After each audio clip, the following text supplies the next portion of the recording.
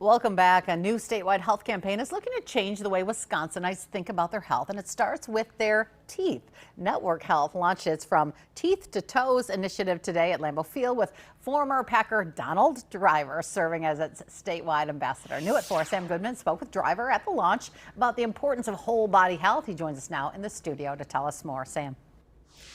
Cammie, health leaders say a trip to the dentist shouldn't just be about fixing a cavity. They say your oral health can be an important part of your overall well-being. This new campaign trying to make that connection more common knowledge. Network Health says oral hygiene issues are prominent amongst young kids, adding that students in lower income schools face nearly double the rate of untreated tooth decay. The From Teeth to Toes campaign aims to get people thinking about dental care as a part of their regular health care instead of something separate. And Driver says he wanted to use his voice to help get that message out. Sometimes impact that we can make in the community, people just need to hear it from a voice that they recognize, right? And when Network Health, as the ambassador for Network Health, we thought this was a campaign that people need to hear.